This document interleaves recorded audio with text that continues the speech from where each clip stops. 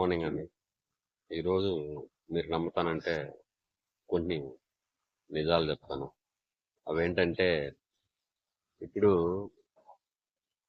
ఆడపిల్ల జీవితం గురించి చాలా మంది చాలా విషయాలు గొప్ప గొప్పగా మాట్లాడవచ్చు. కానీ మగవాడి జీవితం గురించి నేను ఈరోజు మాట్లాడదలుచుకున్నాను. చిన్నప్పటి నుంచి కూడా ఒక కష్టం వచ్చినా, ఒక బాధ వచ్చినా, ఏమొచ్చినా కూడా మగవాడు ఏడవకూడదు అని పెంచుతారు. ఎందుకంటే రాబోయే కాలంలో ఎన్నో కష్టాల్ని తట్టుకోవాలి కాబట్టి ఇప్పటి నుంచే కూడా వాళ్ళు మనకు ట్రైనింగ్ ఇస్తుంటారు అన్నమాట, అమ్మ నాన్న కూడా. కానీ అలాగా కొన్ని చెప్పుకుంటూ పోతే చాలా చాలా విషయాలు ఉన్నాయి. ఎన్నో కష్టాలని అనుభవించి బాధపడుతూ ఒక అన్నగా, ఒక తమ్ముడుగా, అదేవిధంగా కుటుంబంలో పెద్ద పిల్లోడైతే పెద్దగా, చిన్న పిల్లోడైతే అల్లారుముద్దుగా పెరుగుతూ కష్టాలని, నష్టాలని, బాధల్ని తట్టుకొని ఒక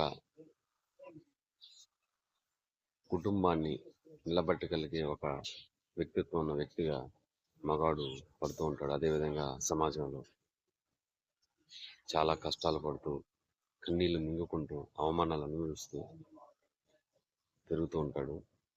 చివరికి అతనికి మిగిలేది ఏంటంటే భార్య బిడ్డల దగ్గర నుంచి అవమానాలు, సమాజం నుంచి తిట్లు, ఇలాంటివి జరుగుతూనే ఉంటాయి.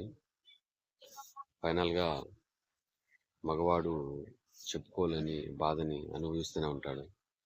ఒక మగవాడు నవ్వుతూ ఉన్నాడంటే దానికి కారణం అతను ఎన్నో అనుభవాల్ని అనుభవించి, బాధల్ని జయించి బయట వచ్చాడని అర్థం.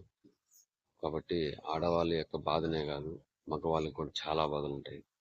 మగవాడు చెప్పుకోలేడు, కానీ ఆడవాళ్ళు ఏడ్చేసి ఆ బాధని వదిలించుకుంటారు.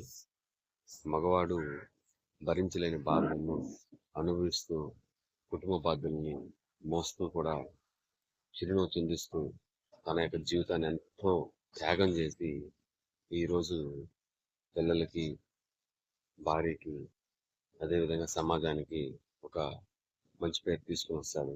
సో ఇలాంటి మగ వ్యక్తుల్ని, వ్యక్తిత్వం ఉన్న వ్యక్తుల్ని మనం ఎప్పుడు కూడా అభిమానించాలి, అంతేగాని అవమానించకూడదు. ఎన్నో కష్టాలు ఉంటాయి. తను పుట్టినప్పటి నుంచి పెరిగినంత వరకు తన కష్టాలను అనుభవిస్తూనే ఉంటారు. సో ఈ అనుభవాలు మనకెన్నో గుణపాఠాలు నేర్పిస్తూ ఉంటాయి. Thank you.